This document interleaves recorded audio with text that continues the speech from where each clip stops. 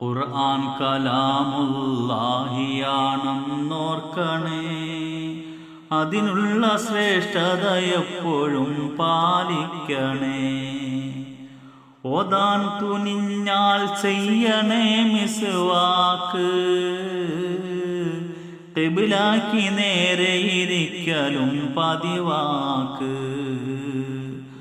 അഴകുള്ള വസ്ത്രം കൊണ്ട് നീ ചമയേണ്ടതാ, നീരാജ സദസ്സിൽ എന്ന മട്ടിൽ വേണ്ടതാ. റമളാനും ഖുർആനും ഒരു നാണയത്തിന്റെ ഇരുപുറങ്ങളാണ്. അവ പരസ്പര പൂരകങ്ങളാണ്. അതുകൊണ്ടാണ് ഖുർആൻ അവതരിപ്പിക്കാൻ പരിശുദ്ധമായ റമളാൻ മാസത്തെ അള്ളാഹു തിരഞ്ഞെടുത്തത്. അള്ളാഹു പറയുന്നു, ശഹ്റു റമളാനല്ലദീ ഉൻസില ഫീഹിൽ ഖുർആൻ ഹുദൻ ലിന്നാസി വബയ്യിനാതിൻ മിനൽ ഹുദാ വൽ ഫുർഖാൻ. ജനങ്ങൾക്ക് മാർഗദർശനമായി കൊണ്ടും നേർവഴി കാട്ടുന്നതും സത്യവും അസത്യവും വേർതിരിച്ച് കാണിക്കുന്നതുമായ സുവ്യക്ത തെളിവുകളായിക്കൊണ്ടും വിശുദ്ധ ഖുർആൻ അവതരിപ്പിക്കപ്പെട്ട മാസമാകുന്ന റമളാൻ. ഫമൻ ശഹിദ മിൻകുമുശ് ശഹ്റ ഫൽയസും. അതുകൊണ്ട് നിങ്ങളിൽ ആര് ആ മാസത്തിൽ സന്നിഹിതരാണോ അവർ ആ മാസം വ്രതമനുഷ്ഠിക്കേണ്ടതാണ്. വമൻ കാന മരീദൻ ഔ അലാ സഫരിൻ ഫഇദ്ദതും മിൻ അയ്യാമിൻ ഉഖർ. ആരെങ്കിലും രോഗിയാവുകയോ യാത്രയിലാവുകയോ ചെയ്താൽ മറ്റ് ദിവസങ്ങളിൽ പകരം പിടിച്ചുകൊള്ളട്ടെ. യുരീദുല്ലാഹു ബികുമുൽ യുസ്റ വലാ യുരീദു ബികുമുൽ ഉസ്ർ.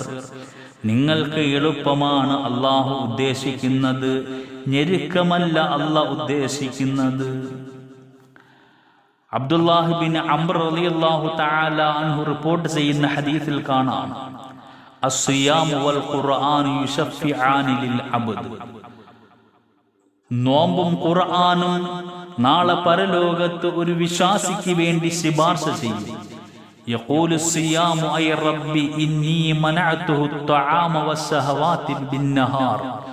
നോമ്പ് പറയും, എൻ്റെ രക്ഷിതാവേ, പകൽ ഭക്ഷണ പാനീയങ്ങളിൽ നിന്നും ശാരീരിക ഇച്ഛകളിൽ നിന്നും ഇയാളെ ഞാൻ തടഞ്ഞു. ഫശഫിഅനി ഫീഹി. അതുകൊണ്ട് ഇദ്ദേഹത്തിന് വേണ്ടി എൻ്റെ ശുപാർശ നീ സ്വീകരിക്കണം. വയഖൂലുൽ ഖുർആൻ മനഅതുഹു നൗമ ബില്ലൈൽ. രാത്രി ഉറക്കിൽ നിന്നും ഇദ്ദേഹത്തെ ഞാൻ തടഞ്ഞു. ഫശഫിഅനി ഫീഹി.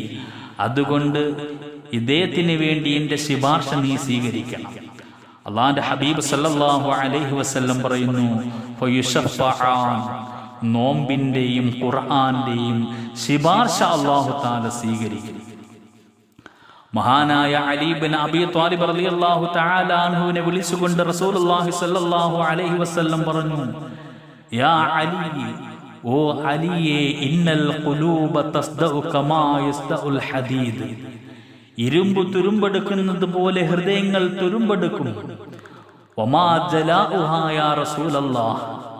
അലി റളിയല്ലാഹു തആല അൻഹു റസൂലിനോട് ചോദിച്ചു, ആ തുരുമ്പിൽ നിന്നും ഹൃദയത്തെ ശുദ്ധീകരിക്കാനുള്ള മാർഗം എന്താണെന്ന് പറഞ്ഞു തന്നാലും പ്രവാചകരെ. റസൂലുള്ളാഹി സ്വല്ലല്ലാഹു അലൈഹി വസല്ലം പറഞ്ഞു, ഖിറാഅത്തുൽ ഖുർആൻ വ ദിക്റുൽ മൗത്ത്. ഒന്ന് ഖുർആൻ പാരായണമാണെങ്കിൽ മറ്റൊന്ന് മരണസ്മരണയാണ്.